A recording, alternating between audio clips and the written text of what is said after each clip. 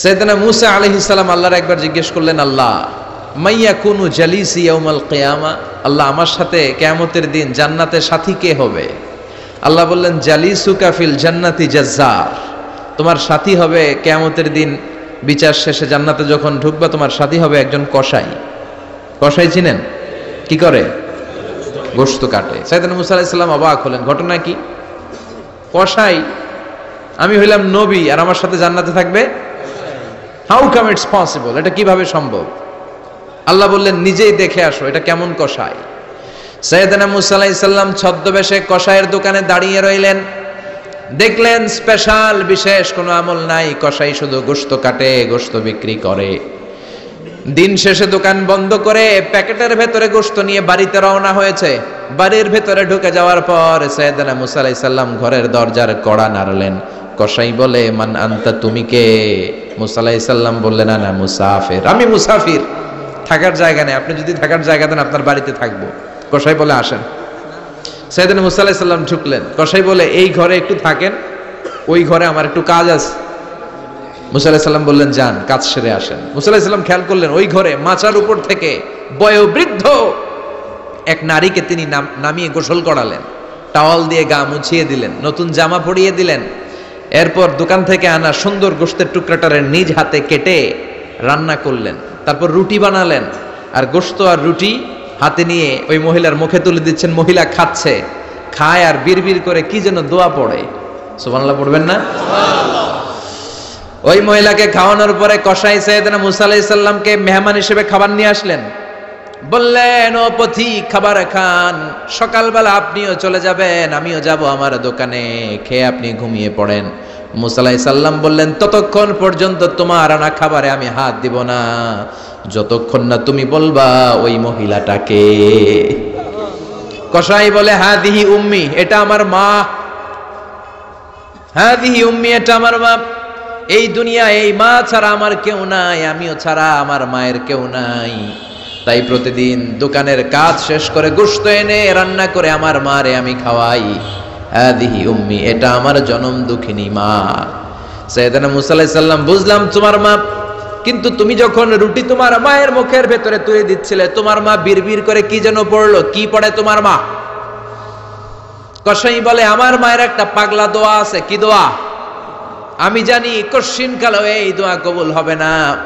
আবেগের বশবর্তী হয়ে প্রতিদিন আমার মা আমার খেদমতে আমার উপর এত সন্তুষ্ট হয়ে যায়, এত খুশি হয়ে যায়। আমার মা প্রতিদিন বলতে থাকে, আল্লাহুম্মা জাআল ইবনি জালিসা মূসা ইয়াউমাল কিয়ামা। ও আল্লাহ, আমার ছেলের খেদমতে আমি এত সন্তুষ্ট, আমার ছেলের উপর আমি এতটাই রাজি খুশি। শুনেছি এই জামানার সবচাইতে বড় পয়গম্বর, বনি ইসরাইলের সবচাইতে বড় নবী, ওই নবীর নাম নাকি মূসা। ও আল্লাহ, আমি এত কিছু জানি না, এত কিছু বুঝি না, এত কিছু চাই না, তোমার দরবারে শুধু একটাই চাওয়া, একটাই ফরিয়াদ, তুমি আমার ছেলেরে কিয়ামতের দিন মূসার সাথে হাসর নসিব করে দিও। আমার ছেলে কসাই ছেলেটারে তুমি মূসার জান্নাতের সাথী বানিয়ে দিও।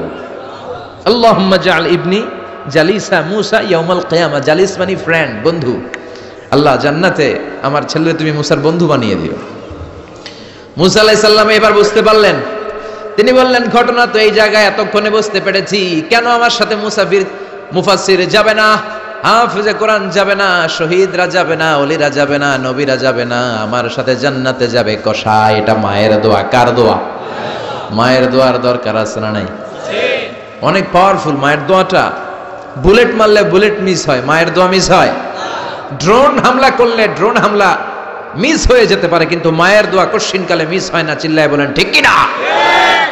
মায়ের দোয়াটাও কবুল, বদদোয়াও কবুল। ভয়ঙ্কর, কিন্তু মা দোয়া করলে কবুল হয়, কিন্তু বদদোয়া করলে কবুল হয় না। এরকম হলে it was not a big deal, এটা বড় সমস্যা ছিল না। কিন্তু দোয়া করলেও যেমনি কবুল, বদদোয়াটাও কবুল। এজন্য খবর আছে না নাই? এজন্য মায়ের কাছ থেকে সবসময় দোয়া নিতে হবে। দোয়া নিতে রাজি আছেন? আমাদের সমাজে এরকম অনেক ধরনের কুসংস্কার। 2 কলা খেলে 2 বাচ্চা হয়, তাই না? আসলে কি কথাটা ঠিক? বাচ্চা একটা হবে না, 2টা হবে, ছেলে হবে না মেয়ে হবে, এটা কে দেয়? আবার অনেকের মাথার চুলের মধ্যে 2টা গিঁট থাকে, আছে না নাই? 2 গিট থাকলে কয় তোর 2 বিয়া, 3 গিট থাকলে 3 বিয়া, গিট নাই কয় তোর বিয়া নাই। আছে না নাই? এগুলো মুসলমান বিশ্বাস করতে পারে? মুসলমান বিশ্বাস করে একজনকে, তিনি কে? তো এই 3 ফল এটা খেলে মানুষ পাগল হয়ে যায় না, এটা স্বাস্থ্যকর একটা খাবার। বাংলাদেশের 3 আর আরব দেশের 3-এর পার্থক্য আছে। আরব দেশের 3 খুব সুস্বাদু। তো এই 3-এর নামে আল্লাহ একটা সূরা দিলেন, সূরার নাম হচ্ছে সূরাতুত তিন। সূরার নাম এরকম অনেক নামে আল্লাহ সূরা দিয়েছেন, খেয়াল করে দেখবেন। মানুষের নামে সূরা দিয়েছেন, সূরাতুল ইনসান, সূরাতুন নাস। আবার ইন্ডিভিজুয়াল 6 জন পুরুষ মানুষের নামে সূরা দিয়েছেন, 6 জন নবীর নামে, একজন ওলির নামে। সূরা হুদ, সূরা ইউসুফ, সূরা ইউনুস, সূরা মুহাম্মদ, সূরা ইব্রাহিম, সূরা নূহ, আছে না নাই? আবার সূরা লোকমান, আছে না নাই? মানুষের নামে সূরা, তাই না? তো 7 জন পুরুষের নামে সূরা, আর মাত্র 1 জন নারীর নামে আল্লাহ সূরা দিলেন। বলেন তো এই সূরাটার নাম কি? মারিয়াম। তো রেশিওটা কম হয়ে গেছে না? পুরুষ 7 জন, নারী 1 জন। নারীরা যাতে রাগ না করে, নারীদেরকে বুঝ দেওয়ার জন্য আল্লাহ সব নারীদের নামে আলাদা একটা সূরা দিলেন। সূরার নাম, তার মানে আল্লাহ নারীকে খুশি রাখতে চায়, বিশ্বনবীও নারীদেরকে খুশি রাখতে চায়। আমরা অনেকে বলে, হুজুর আপনি নারীদের পক্ষে কথা বলেন বেশি। আমি সবার পক্ষেই বলি, যার যেটা অধিকার তাকে সেটা দিতে হবে, ঠিক কি না? নারীরা সম্মানিতা, তাদেরকে সম্মান দিতে হবে। বিশ্বনবী তাদেরকে সম্মান দিতেন। মা আয়েশাকে বিশ্বনবী সবসময় আগে সালাম দিতেন। সুবহানাল্লাহ পড়েন। খাদিজা রাদিয়াল্লাহু তাআলা আনহাকে আল্লাহ তাআলা আরশের উপর থেকে সালাম পাঠিয়েছেন। এজন্য নারীদেরকে সালাম দিবেন বেশি বেশি। ঘরে সুখ শান্তি নাই, অনেকে বলে ঘরটা নাকি জাহান্নামের টুকরা, কারণ সালাম নাই। সালাম মানে শান্তি, সালাম মানে কি? সালাম সালাম হাজার সালাম সকল শহীদ স্মরণে, আমার হৃদয় রেখে যেতে চাই তাদের স্মৃতির চরণে। পড়েন আমিন। সালাম মানে চিল্লায় বলেন। জান্নাতীরা যখন জান্নাতে ঢুকবে, ফেরেশতারা জান্নাতীদেরকে কি বলবে? সালাম, শান্তি। Enter the paradise with peace and security. শান্তি এবং নিরাপত্তার সাথে জান্নাতে ঢুকে যান। এজন্য ঘরটারে শান্তিময় বানাতে চাইলে সালাম দিতে হবে। কি দিতে হবে? আজ থেকে স্ত্রীকে সালাম দিবেন তো ইনশাআল্লাহ। পড়েন। আমার মাইকের আওয়াজ যদি বোনদের কানে যায়, মাদের কানে যায়, আপনাদেরও বলি, আপনারাও আগে আগে সালাম দিবেন। এই দৃশ্য বাচ্চারা দেখলে বাচ্চারাও সালাম শিখবে, ঠিক কিনা? মা খাদিজার ব্যাপারে আল্লাহ বলেছেন, জিব্রাইল তুমি যে খাদিজারে আমার পক্ষ থেকে সালাম দিয়ে দাও, আর খাদিজারে বলে দাও জান্নাতে খাদিজার জন্য এমন ঘর আমি প্রিপেয়ার করে রেখেছি যেই ঘরের ভিতরে কোনো নয়েজ নাই, কোনো আওয়াজ নাই, কোনো ডিস্টার্ব নাই, আছে শান্তি। সুবহানাল্লাহ। কারণ বিশ্বনবীর জন্য খাদিজা নিজের ঘরটার এরকম নয়েজহীন, কোলাহল মুক্ত, শান্তিময় করে রেখেছিলেন। বিশ্বনবী কোলাহলপূর্ণ দাওয়াতি কাজ শেষ করে যখন ঘরে যেতেন, কলিজাটা ঠান্ডা হয়ে যেত। বিশ্বনবীর জন্য এমন একটা ঘর রেখেছিলেন মা খাদিজা, ওই ঘরে বিশ্বনবী যখন প্রবেশ করতেন, বাইরে যত মারপিট হয়েছে, মারামারি হয়েছে, কাফেরদের যত অত্যাচার সহ্য করেছে, ঘরে ঢোকার সাথে সাথে নবী সব ভুলে যেতে। এত মায়া, শান্তি, প্রশান্তির ঘর খাদিজা বানিয়েছিল। এজন্য আল্লাহ বলেছে, জিব্রাইল খাদিজারে বলো, খাদিজার জন্য এমন জান্নাত আমি রেখেছি যে জান্নাতে কোনো সাউন্ড নাই, আওয়াজ নাই, ডিস্টার্ব নাই, কোলাহল নাই, কোনো নয়েজ নাই। চিল্লায় পড়েন আল্লাহু আকবার। এজন্য মায়েরা খাদিজার জীবনী থেকে শিক্ষা, স্বামীর জন্য ঘরটারে প্রশান্তিপূর্ণ করে রাখবেন। প্রশান্তির একটা জায়গা যেন হয়। কানের কাছে এসে বেশি বেশি ঘ্যান ঘ্যান করেন না। ঘরে ঢুকলেই চাল নাই, ডাল নাই, এটা লাগবে, ওইটা লাগবে, ছেলের ওইটা লাগবে। আস্তে আস্তে অনেক স্বামী হার্ট অ্যাটাক করে স্ত্রীর কারণে, জানেন ঠিক কিনা? ওই কয় ঠিক, সবাই ভুক্তভোগী, কমন পড়ে গেছে। দুই পক্ষেরই বললাম, স্বামীরাও সালাম দিবেন, স্ত্রীরাও দিবেন। সালাম মানে শান্তি। তো ঘরটারে শান্তি দিয়ে ভরে দিবে কে? আর একে অপরের প্রতি শ্রদ্ধাবোধ রাখবেন। তো নারীদেরকে খুশি করার জন্য আল্লাহ সূরা দিলেন, সূরাতুন নিসা। প্রাণীদের নামে অনেক সূরা আছে, সূরাতুল বাকারা আছে না নাই? বাকারা মানে কি? গাভী। গাভীর দুধ খাবেন। বিষ্ণু বলেছেন, গরুর গোশত খেয়েও কম, দুধ খেয়েও বেশি। আলাইকুম বিআলবানিল বাকার, তোমাদের উচিত গরুর দুধ খাওয়া। ফাইন্নাহা তুরাম্মু মিনাল আশজার, কেননা গরুর দুধ এটা হচ্ছে সবুজ ঘাস আর পাতার নির্যাস। ফি লাবানিহা শিফা, গরুর দুধে আছে শিফা। ও ফি লুহুমিহা দা, গরুর গোশতে আছে রোগ। গোশতে আছে কি? গরুর গোশত খাইলে রোগ বাড়ে না? অনেক ডাক্তার আছে এরা সিরিয়াল নেয় না, যারা গরুর গোশত খায় বেশি, বলে লাল মাংস যারা খাবে এরা যেন আমার সিরিয়াল না দেয়। আছে না নাই? বিশ্বনবীর খাবারের তালিকায় দুধ ছিল। বিশ্বনবী বলতেন বেশি বেশি দুধ খেও, এবং বিশ্বনবী বলেছেন মায়েরা যেন তাদের বাচ্চাদেরকে দুধ খাওয়ায়। মায়ের বুকে প্রথম যে দুধটা আসে এটাকে বলে শাল দুধ। এটা বাচ্চার জীবনের প্রথম প্রাকৃতিক টিকা। সুবহানাল্লাহ পড়েন। আমরা কত টাকা দিয়ে দামি দামি টিকা দেই, কিন্তু প্রথম টিকাটা আল্লাহ ফ্রি দিয়েছেন। সুবহানাল্লাহ পড়েন। বাকারার নামে সূরা দিলেন, আনকাবুত মাকড়সার নামে সূরা দিলেন, নাহাল মৌমাছির নামে সূরা, নামাল পিঁপড়ার নামে সূরা। সুবহানাল্লাহ পড়েন। এইভাবে আপনি খুঁজলে কোরআনের চ্যাপ্টারগুলো যে কত সুন্দর সুন্দর নাম দিয়ে আল্লাহ দিয়েছেন, তার এই ধারাবাহিকতায় আজকের সূরাটির নাম দিয়েছেন আল্লাহ একটা ফলের নামে। কিসের নামে? তিন ফলের নামে। সূরার নাম কি? সাইয়েদনা বারা ইবনে আযিব রাদিয়াল্লাহু তাআলা আনহু বর্ণনা করেন, বুখারীর বর্ণনা। তিনি বলেন সামি'তু রাসূলুল্লাহি ইয়াকরাউ সূরাতাত তিন ফি সালাতিল ইশা। আমি বারা ইবনে আযিব রাদিয়াল্লাহু তাআলা আনহু এশার নামাজে বিশ্ব নবীকে সূরাতুত তিন তেলাওয়াত করতে শুনেছি। কোন নামাজে? কোন সূরা পড়তেন? কোন নামাজে? কোন সূরা? মনে থাকবে? পড়বেন তো? তিনি বলেছেন এশার নামাজে আমি বিশ্ব নবীকে সূরাতুত তিন তেলাওয়াত করতে শুনেছি। ফামা সামি'তু আহসানা সাউতিন মিন সাউতি রাসূলিল্লাহ। আল্লাহ রাসূলের কণ্ঠের চাইতে এত মধুর কণ্ঠ আমার জীবনে শুনি নাই। বিশ্বনবী যখন তেলাওয়াত করতেন সাহাবাদের কলিজা ঠান্ডা হয়ে যেত। সাহাবারা মাঝে মাঝে খাবার না পেলে, ঘরে খাদ্য না থাকলে বিশ্বনবীর কাছে চলে আসতেন, এসে বিশ্বনবীর চেহারার দিকে তাকায় থাকতেন, ওনার কণ্ঠে তেলাওয়াত শুনতেন। বিশ্বনবীর তেলাওয়াত শুনলে চেহারার দিকে তাকায় থাকলে ক্ষুধার কথা তারা ভুলে যেতেন। কি কণ্ঠ ছিল বিশ্বনবী!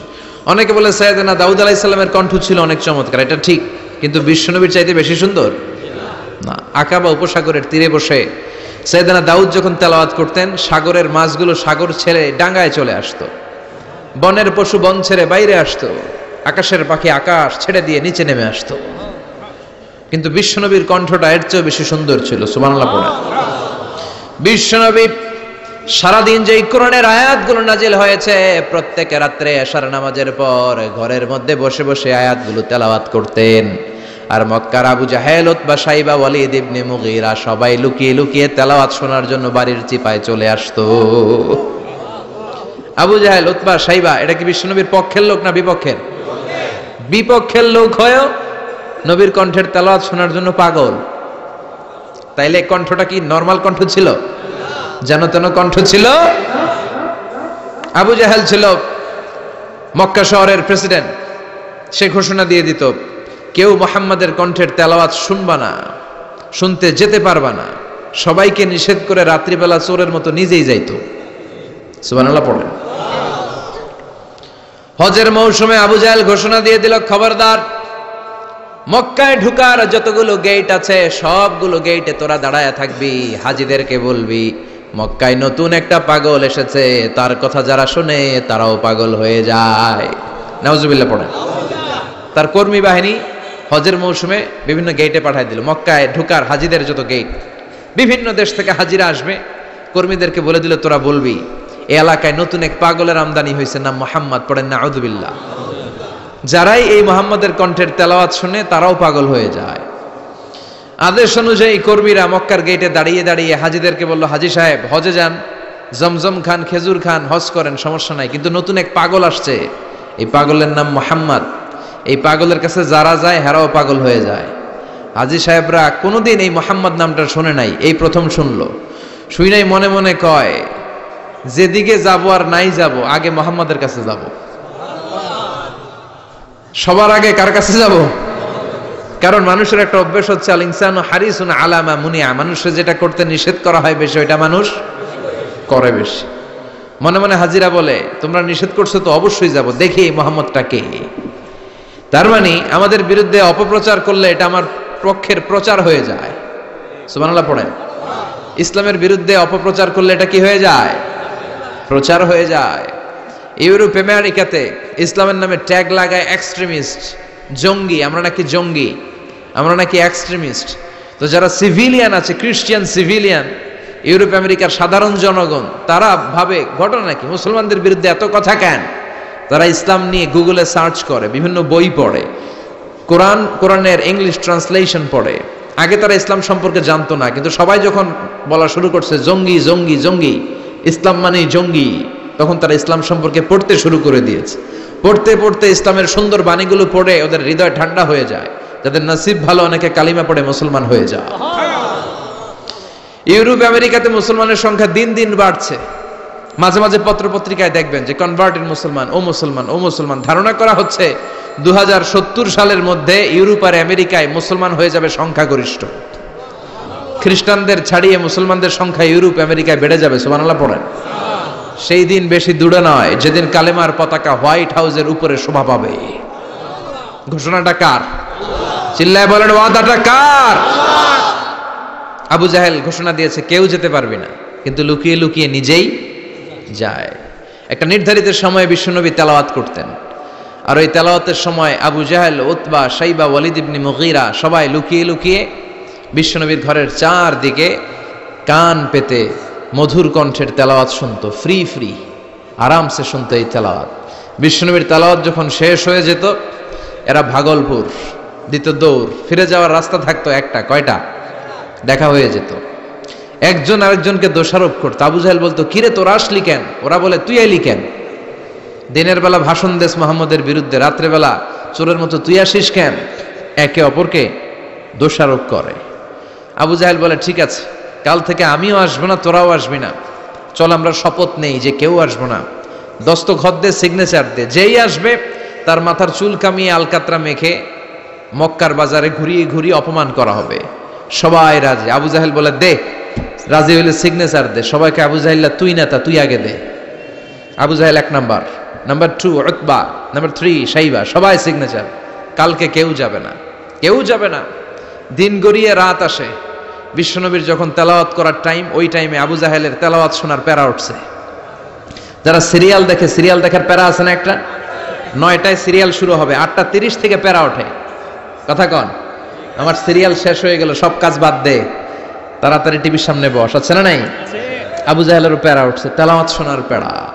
টসিং এন্ড টার্নিং, বিছানায় এপাশ ওপাশ করে, আর মনে মনে ভাবে, হায় রে, আর তো সময় নাই, এই তো শুরু হয়ে যাবে একটু পরে মুহাম্মদের তেলাওয়াত। না গেলে তো বড্ড মিস হয়ে যাবে। যাই যাই, আজকে যেরকম দস্তখত নিছি আর ধমক দিছি, কেউ যাবে না, আমি নিশ্চিত কেউ যাবে না, আমি একটু যাই। উতবা, শাইবা, ওয়ালিদ ইবনে মুগীরা প্রত্যেকেই প্রত্যেকের ঘর থেকে এই একই কথা ভাবছে যে আজকে তো যেই থ্রেড দিছে আবু জাহিল্লায়, আজকে কেউ যাবে না, আমি একটু যাই। সুবহানাল্লাহ পড়েন। আজকেও সবগুলো যে হাজির।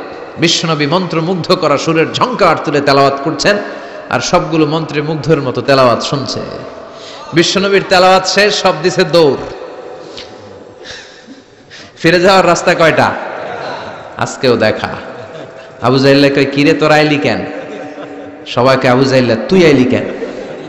একে অপরকে দোষারোপ করে। এই ঘটনাটা শোনানোর উদ্দেশ্য হচ্ছে বিশ্বনবীর কণ্ঠটা যেন তেন কোনো কণ্ঠ ছিল না, এই কণ্ঠে সুরের ঝংকার ছিল, ঠিক কিনা? এজন্য সাইয়েদনা বারা ইবনে আযিব রাদিয়াল্লাহু তাআলা আনহু বুখারীর বর্ণনায় বললেন, ফামা সামি'তু আহসানা সাওতান মিন সাওতি রাসূলিল্লাহ, বিশ্বনবীর কণ্ঠের চাইতে এরকম সুরেলা কণ্ঠ আমার জীবনেও আমি শুনি নাই। আর বিশ্বনবীকে এই সূরাটা কোন নামাজে পড়তে শুনছে? পড়বেন তো আপনারা? আল্লাহ তৌফিক দান করো। এই সূরাটা আল্লাহ কসম দিয়ে শুরু করছে। কি দিয়ে? 3 ফলের কসম দিয়ে। মনে রাখবেন, মান কানা ইয়াহলিফ ফালইয়াহলিফ বিল্লাহ, যার কোনো কারণে কসম কাটতেই হয় সেজন্য আল্লাহর নামে কসম কাটে, আউলিয়াসমুত, আর না হলে যেন চুপ থাকে। আল্লাহ ছাড়া কারো নামে কসম কাটা যাবে? কিন্তু আমাদের দেশে অনেক কিছুর নামে কসম আছে না নাই? আমরা কোরআন শরীফের নামে কসম কাটি, অনেক সময় কাবার নামে কসম কাটি, মায়ের বুকের দুধের কসম, বিদ্যার কসম কাটি না? কাটা যাবে? শিকারপুরের লোকেরা আর কি কি জিনিসের কসম কাটেন বলেন? হ্যাঁ, মায়ের কসম না, মায়ের কসম কাটা যাবে না। আর কি কি জিনিসের কসম কাটেন বলেন? আল্লাহর কসম কাটা যাবে। আর মাজারের কসম খাইছি না, মাজারের কসম কাটা যাবে। আর কিসের কসম কাটে এই দেশে? বইয়ের কসম না, বইয়ের কসম কাটা যাবে না। আর আছে? হ্যাঁ, আল্লাহ ছাড়া কারো নামে কসম কাটা যাবে, কিন্তু আল্লাহ চাইলে সবকিছুর নামে কসম কাটতে পারেন। চিল্লায় কোন সুবহানাল্লাহ। সে আল্লাহ বললেন ওয়াত্তিনি ওয়াজ-যাইতুনি ওয়া তুরি সিনিনা ওয়া হাযাল বালাদিল আমিন। তিনের কসম। কিসের কসম? তিন ফুলের কসম। এজন্য আল্লাহ বলেছেন ওয়াত্তিন। চিল্লায় বলেন কি পড়েছেন? সম্মানিত ভাইরা খেয়াল রাখবেন, কসম যখনই আল্লাহ কেটেছেন তখনই আল্লাহ ওয়াও ব্যবহার করেছেন। এটাকে বলে, এই যে এটা কিন্তু তাফসিরের আসল কথা, মনে রাখেন, ওয়াও আল কাসামিয়া, এটার বলে কসম কাটার ওয়াও। যত জায়গায় আল্লাহ কসম কেটেছেন তত জায়গায় আল্লাহ কি ব্যবহার করেছেন? চিল্লায় বলেন। আমরা অবাক হয়ে গেলে আমরা পড়ি ওয়াও, এই ওয়াও না, আমরা ওয়াও বলি না? অবাক করা জিনিস দেখলে কি বলে ছেলেবেলে? ওয়াও, এই ওয়াও নয়। তো যত জায়গায় কসম তত জায়গায় ওয়াও। সবাই বলেন যত জায়গায় কসম তত জায়গায়। যেমন আল্লাহ কোরআনে যুগের শপথ করেছেন, সময়ের কসম করেছেন। আল্লাহ বলেছেন ওয়াল আসর। কি বলেছেন? ওয়াও আছে না নাই? আল্লাহ পাহাড়ের কসম করেছেন, আল্লাহ বলেছেন ওয়াত্তুর। আল্লাহ ফজরের কসম করেছেন, আল্লাহ বলেছেন ওয়াল ফাজার। জিলহজের প্রথম 10 রাতের কসম করেছেন, তিনি বলেছেন ওয়ালায়ালিন আশার। জোড় আর বেজোরের কসম করেছেন, তিনি কি বলেছেন? ওয়াশ-শাফঈ ওয়াল ওয়াতর। তারই ধারাবাহিকতা এখানে তিনি তিন ফলের কসম কেটেছেন, আর তিনি বলেছেন ওয়াত্তিন। চিল্লায় বলেন তিনি কি বলেছেন? মানে তিনের কসম। কিসের কসম? তিন ফল। ডুমুর ফলের কসম কেটেছেন, কারণ এই ফলের অনেক উপকারিতা আছে। এটা আরব বিশ্বে আরবদের কাছে খুবই গুরুত্বপূর্ণ সুস্বাদু একটা ফল। কালো ডুমুর হয়, সাদা ডুমুর হয়। এই ডুমুর ফল খেলে ডায়াবেটিক্স রোগীদের অনেক উপকার হয়। ডায়াবেটিক্স আমাদের জাতীয় রোগ না? ডায়াবেটিক্স আছে কার কার? অনেকের আছে না? এই ডায়াবেটিক্স আল্লাহ ভালো করে দিবে। কি খাবেন? ডুমুর ফল খাবেন। অনেক নারীদের ইররেগুলার মেনস্ট্রুয়েশনাল পিরিয়ড হয়, অনিয়মিত অনিয়ন্ত্রিত মাসিক। এই ডুমুর ফলের সেদ্ধ করা পানি যদি খায় তাদের মাসিক নিয়মিত হয়ে যাবে। এটার মধ্যে অনেক স্ট্রেংথ এন্ড স্ট্যামিনা আছে। আর এই ফলটা জান্নাতি ফল। কি ফল? এটা জান্নাতি ফল। এই তিন গাছটা জান্নাতের গাছ। সাইয়েদনা আদম আলাইহিস সালামকে আল্লাহ বললেন ওয়ালা তাকরাবা হাযিহিশ শাজারাতা ফাতাকুনা মিনাজ যালিমিন। ও আদম, তুমি আর হাওয়া মিলে জান্নাতে ঘুরো, জান্নাতে খাওয়া দাওয়া করো, যা মনে চায় করো, কিন্তু একটা নিষিদ্ধ গাছ আছে, ওই গাছের কাছে যাওয়া যাবে না। কার কথা? সব খাও, সব করো, কিন্তু নিষিদ্ধ গাছের কাছে যাওয়া যাবে না। আদম আলাইহিস সালাম শয়তানের ওয়াসওয়াসায় পড়ে ওই গাছের ফলই খেয়ে ফেললেন। ওয়ালাকাদ আহিদনা ইলা আদামা মিন ক্বাবলু ফানাসিয়া ওয়া লাম নাজিদ লাহু আজমা। আমি আদমকে স্পেশাল একটা অর্ডার করেছি, ওই অর্ডার আদম রক্ষা করতে পারে নাই। পারবে কেমন? আদম তো ভুলে গেছে। আদম আলাইহিস সালাম কি করছে? ভুলে গেছে। ভুল করে তিনি খেয়ে ফেললেন। শয়তানের ওয়াসওয়াসায় পড়ে শুধু আদমই খান নাই, হাওয়াও খেলেন আলাইহিমাস সালাম। খাওয়ার সাথে সাথে ওনাদের জান্নাতের পোশাকগুলো খুলতে আরম্ভ করলো, নেকেড হতে শুরু করলেন। আদম আর হাওয়া দুইজনে কি হতে শুরু করলেন? উলঙ্গ হতে শুরু করলেন। গায়ের মধ্যে আর জামা নাই। সম্মানিত ভাইয়েরা, এখানে শিক্ষণীয় যে বিষয়টা সেটা হচ্ছে শয়তানের কাজ, শয়তানের মিশন জান্নাতেও যেটা ছিল দুনিয়াতেও এটা। শয়তানের মিশন হচ্ছে আদম জাত, বনি আদমের দেহ থেকে কেমন করে কাপড় খোলা যায়, নারীদেরকে কেমন করে উলঙ্গ করা যায়। জান্নাতে যেমনি আদম আর হাওয়া আলাইহিস সালামের কাপড় শয়তান খুলেছে, দুনিয়াতেও শয়তান আমাদেরকে অশ্লীল বানাতে চায়। চিল্লায় বলেন ঠিক কিনা? এজন্য আমার মায়েরা, আমার বোনেরা, যাদের কানে আমার মাইকের আওয়াজ যায়, খবরদার, শয়তানের এই ওয়াসওয়াসায় ফাঁদে পা দেয়া যাবে না। শয়তান চেয়েছে জান্নাতে কেমন করে মা হাওয়ার কাপড় খুলে ফেলা যায়, দুনিয়াতেও শয়তান চায় কেমন করে আপনাদেরকে নেকেড বানানো যায়। ঠিক কিনা? বাংলাদেশে নারীদের কাপড় এখন দেহের মধ্যে বাড়ছে নাকি কমছে? আছি আমরা এখন জামানায়, লাজ শরম গেছে হারায়। ঠিক কিনা? পাতলা শাড়ির বাহার, পাখি ড্রেস, লেহেঙ্গা পোশাক দেখে নারীর লাজে মরে যাই। হায় হায়, আছি আমরা এখন জামানায়, লাজ শরম গেছে হারায়। ঠিক কিনা? পোশাক আশাক নারীদের খাটো হতে শুরু করেছে। এটা শয়তানের মিশন। এজন্য মায়েরা বোনেরা খবরদার, পোশাককে ছোট করবেন না, খাটো করবেন না, হেজাব পরবেন। এই হেজাবকে ফরজ করেছে কে? এই হেজাব আপনার অধিকার, আপনার অধিকার আপনি বুঝে নেন। হেজাব আপনার অহংকার, এই হেজাব হচ্ছে আপনার আভিজাত্যের প্রতীক। চিল্লায় বলেন ঠিক কিনা? নারী অধিকারের যারা কথা বলে, নারী আন্দোলনের কথা যারা বলে, তাদের কথায় কান দিবেন না। এরা বক্তব্যের মঞ্চে উঠে নারীর অধিকারের কথা বলে, কিন্তু তাদের ঘরেই নারীরা বেশি নির্যাতিতা, তাদের ঘরের কাজের মেয়েগুলাই বেশি নির্যাতিতা। চিল্লায় কোন ঠিক কিনা? তারাই লোহা গরম করে কাজের মেয়েগুলোর পিঠে ছ্যাঁক দেয়, তারাই সুযোগ পেলে ধর্ষণে সেঞ্চুরি করতে দ্বিধাবোধ করে না। চিল্লায় কোন ঠিক কিনা? শয়তানের মিশন। জান্নাতেও ছিল যেটা, দুনিয়াতেও এটা। পোশাক কি করে আলাদা করা যায়? এই জন্য হেজাব যেন আমরা ভুলে না যাই। হেজাব আপনার আভিজাত্যের প্রতীক, আপনার সৌন্দর্য, আপনার সম্ভ্রম, আপনার স্ট্যাটাস তো আপনার হেজাবের মধ্যে শোভা পায়। ঠিক কিনা? কিন্তু দিনকে দিন পোশাক ছোট হতে শুরু করেছে। নতুন নতুন অনেক পোশাক বেরোয় নারীদের। কি পোশাক আছে বলেন তো একটা?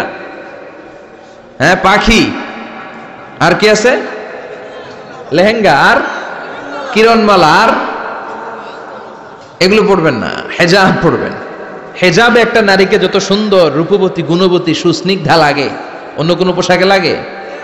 আল্লাহ আমাদেরকে বোঝার তৌফিক দান করো।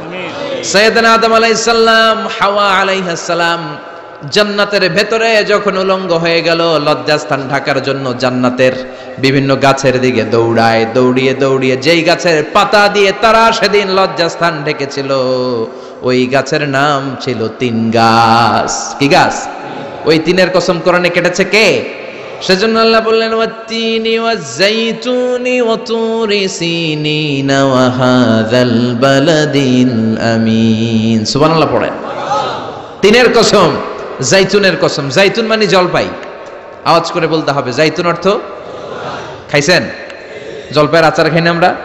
জাইতুন মানে জলপাই, ইংরেজিতে বলে অলিভ। তবে আমাদের জলপাই আর আরব দেশের জলপাই একটু গুণগত পার্থক্য আছে। আরব দেশের জলপাই একটু ছোট হয়, আমাদেরগুলো সাইজে বড় হয়। আরব দেশের জলপাই একসাথে অনেকগুলা খাওয়া যায়, আর আমাদের দেশের জলপাই আবার 2-3টার বেশি খাওয়া যায় না। অনেক টক না? এই 7টা জলপাই আর একটা 3, এই মিক্স রেশিওতে যদি আপনি রেগুলার খান, আপনার বার্ধক্য রোধ হবে, আপনার স্বাস্থ্য ভালো থাকবে। আলহামদুলিল্লাহ পড়েন। এই জাইতুন গাছগুলো আরব দেশে হিল ট্র্যাক্টস, পাহাড়ি এরিয়াতে হয়, 100 বছর বেঁচে থাকে। বিশ্বনবী বলেছেন, কুলু যাইতা ওয়াদাহিনু ফাইন্নাহা মিন শাজারাতিন মুবারাকা। বিশ্বনবী বললেন, জাইতুনের তেল খাও, জাইতুনের তেল গায়ের মধ্যে দাও, জাইতুনের তেল মালিশ করো। জাইতুনের ভেতরে বরকত ঢুকায় দিয়েছে কে?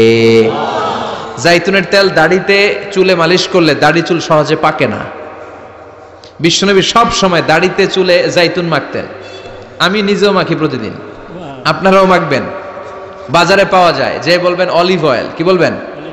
অলিভ অয়েল বললে আপনাকে দিবে। স্পেনের, মেড ইন স্পেন, এদের অলিভ অয়েল ভালো। ফিলিস্তিনের যে অরিজিনাল অলিভ অয়েল, এটা ভালো, এটা খাওয়া যায়। তাম্বুতু বিদ্দুহুনি ওয়া সিবগিল আখিলিন, এটার অনেক কাজ। খাওয়াও যায়, মালিশও করা যায়, জাইতুনের ডাল ভেঙে মেসওয়াকও করা যায়। সুবহানাল্লাহ পড়েন। বিশ্বনবী বললেন, নি'মাস সিওয়াকিয়াজ জাইতুন, জাইতুনের মেসওয়াক কতই না ভালো। ফাইন্নাহা সিওয়াকি ওয়া সিওয়াকুল আমবিয়াই মিন ক্বাবলি, কেননা আমি বিশ্বনবী নিজে জাইতুনের ডাল ভেঙে মেসওয়াক করি। আমার আগে লক্ষাধিক নবীরা সবাই জাইতুনের ডাল দিয়ে মেসওয়াক করেছেন। সুবহানাল্লাহ পড়েন। আপনার দেহের ব্যাড কোলেস্টেরলের লেভেল কমে যাবে যদি জাইতুন আপনি খান। দাড়িতে মাখবেন, চুলে মাখবেন। আবার সালাদের মধ্যেও জাইতুনের তেল দিয়ে খাওয়া যায়, যদি এক্সট্রা ভার্জিন হয়।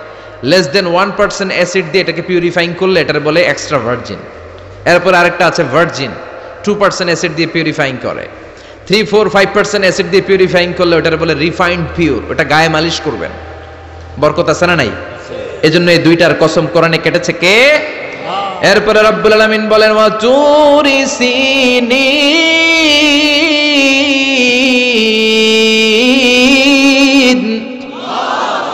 আমি তিন আর জাইতুনের কসম যেমনি কোরআনের মধ্যে করলাম, সাথে সাথে তুর পাহাড়ের কসম কাটলাম।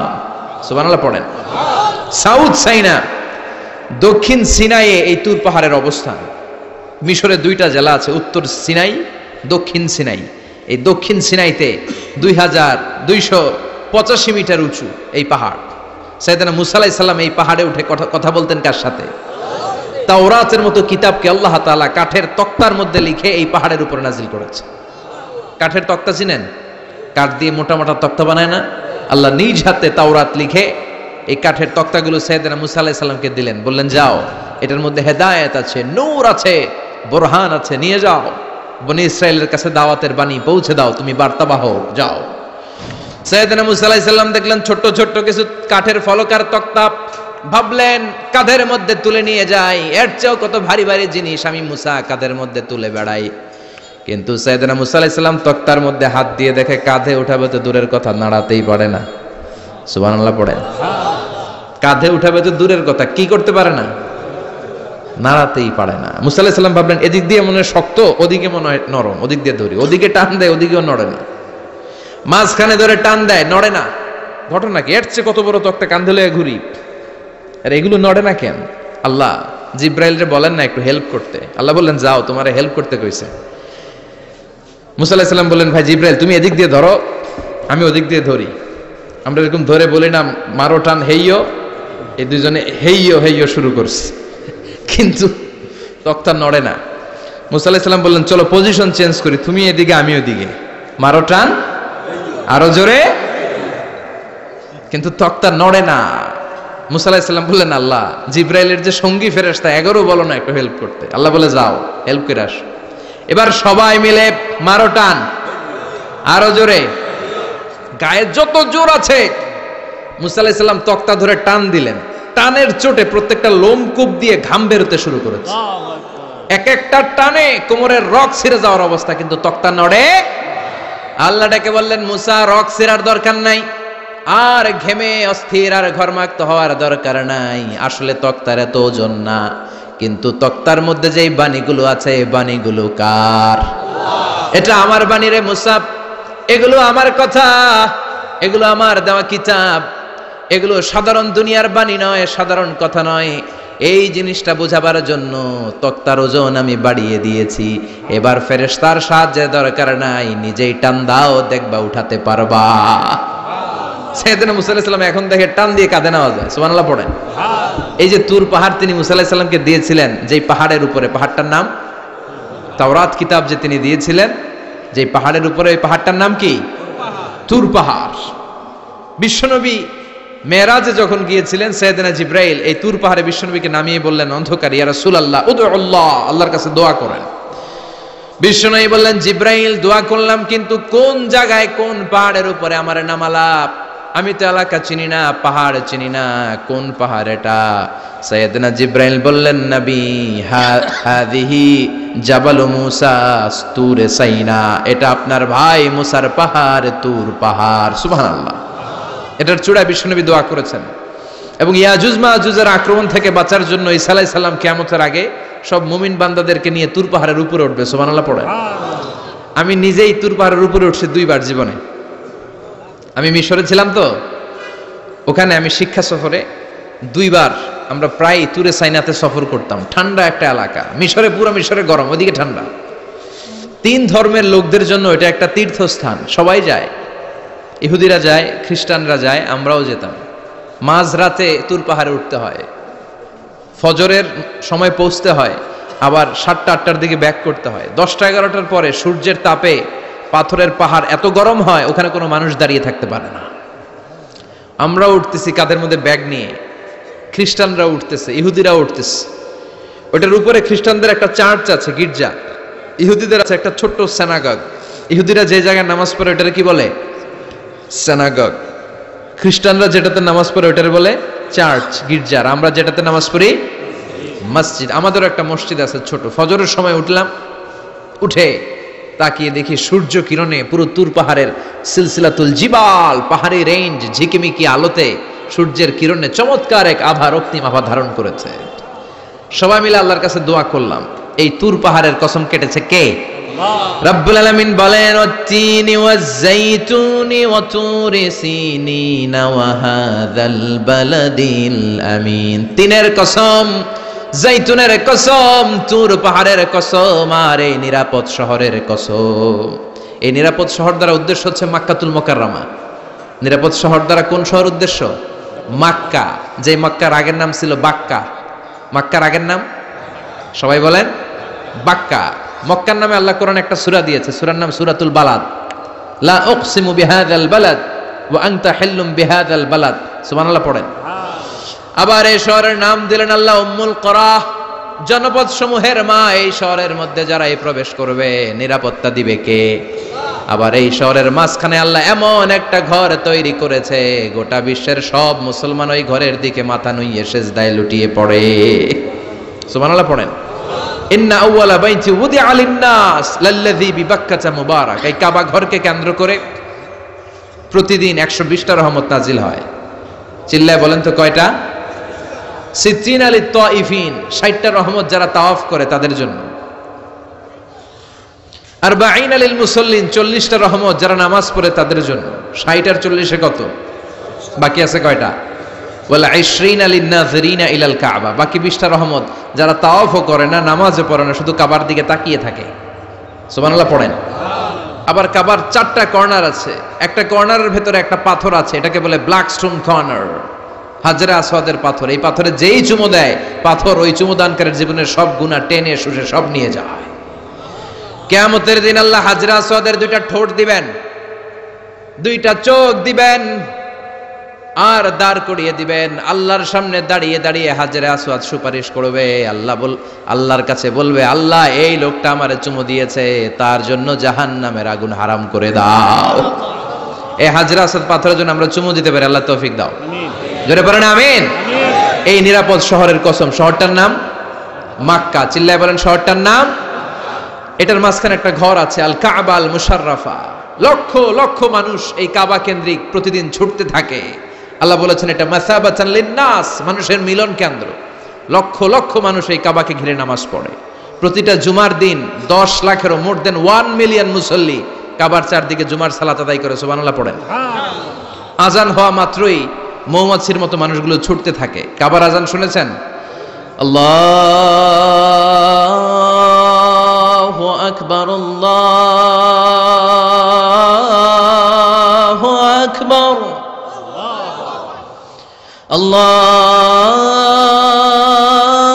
আল্লাহু আকবার,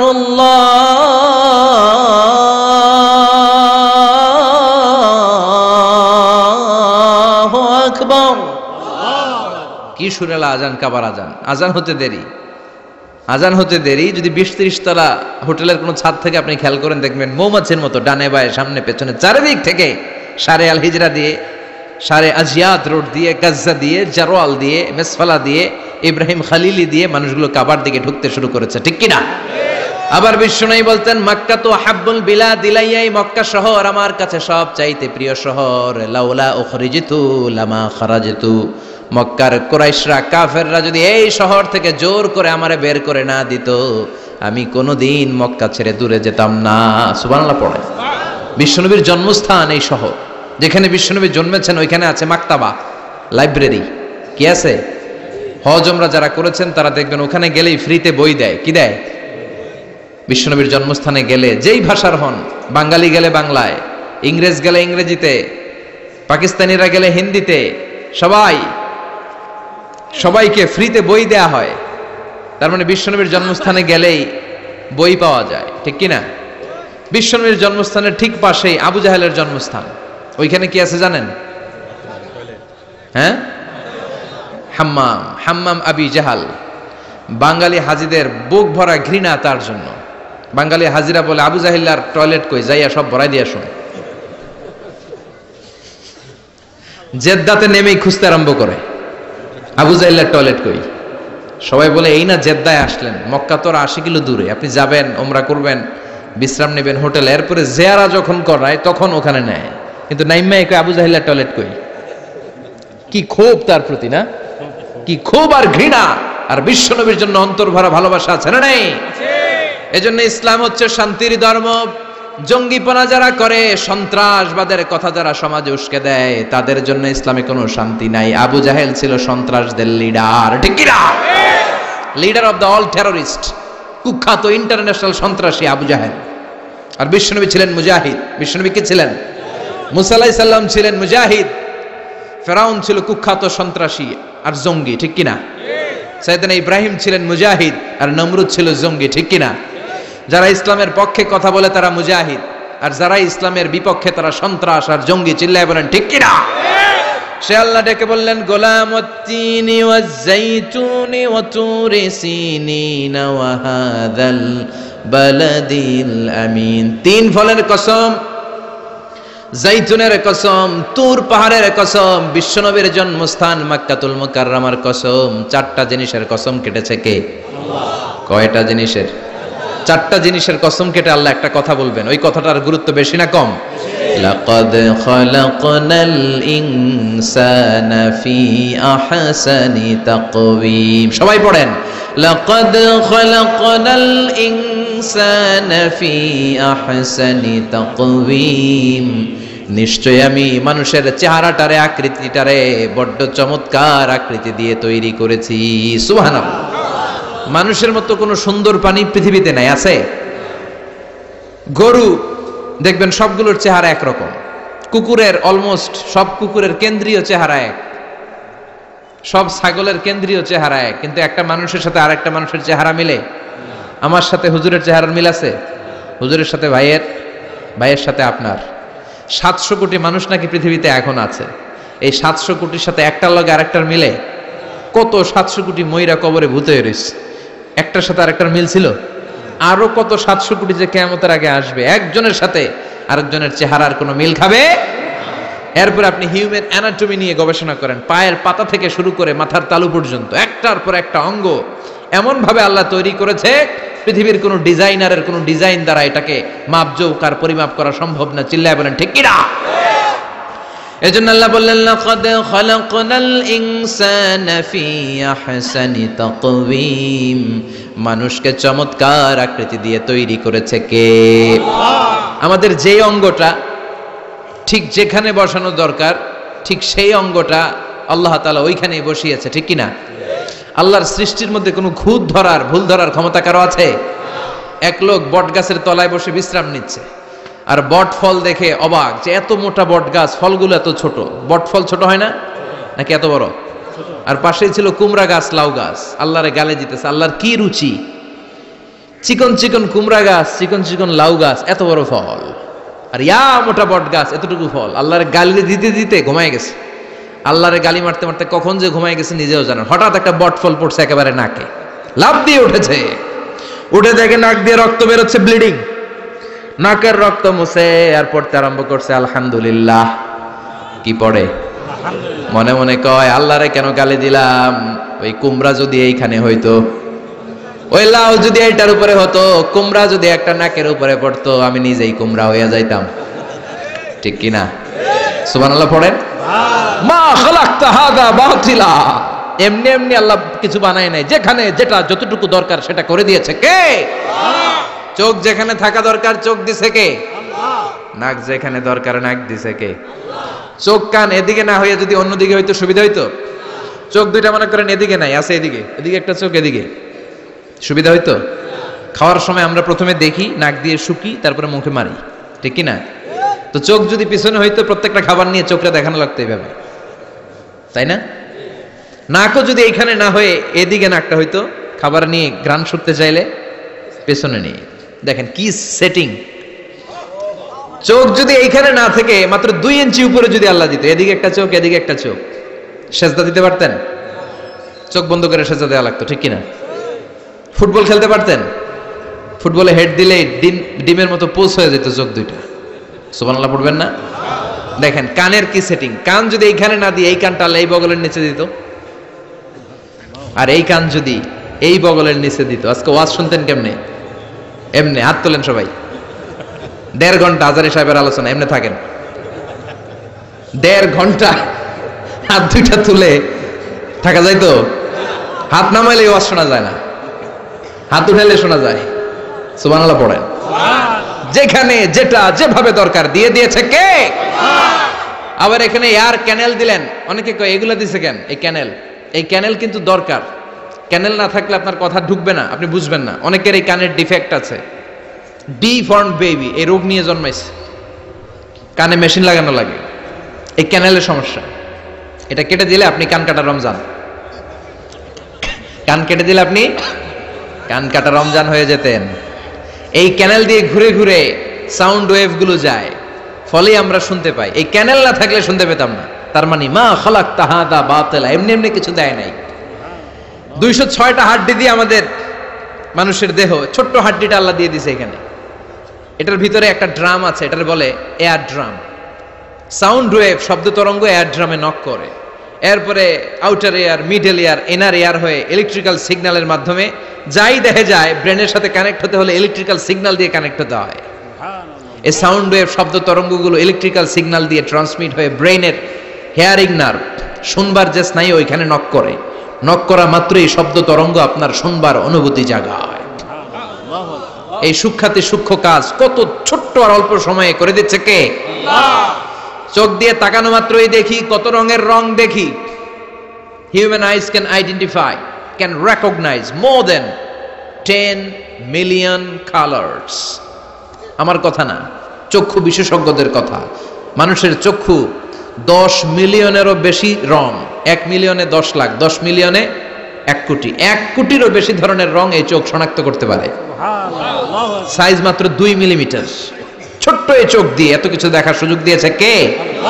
এই দুটি চোখ দিয়েছি বলে দেখো যে কত অপরূপ নয়নাভিরাম, খেতে খামারের জুড়াই জ্বালা বিধুরধু, তোমার দেয়া চোখের শুকুর জানাবো তার ভাষা কই, যতই দেখি ততই যেন পলক ছাড়া চেরই। সুবহানাল্লাহ পড়ে। যতই দেখি ততই যেন পলক ছাড়া চেরই। এভাবে আমাদের দেহের প্রতিটি অঙ্গ সেটআপ করেছে কে? আল্লাহ। আল্লাহু আকবার। এজন্য রব্বুল আলামিন বলেন, লাকাদ খালাকনাল ইনসানা ফি আহসানি তাকওয়িম, আমি মানুষকে সবচাইতে সুন্দর আকৃতিতে তৈরি করেছি। সুবহানাল্লাহ। আমরাই শুধু মাথা উঁচু করে দাঁড়াতে পারি, গরু এরকম মাথা উঁচু করে দাঁড়াতে পারে?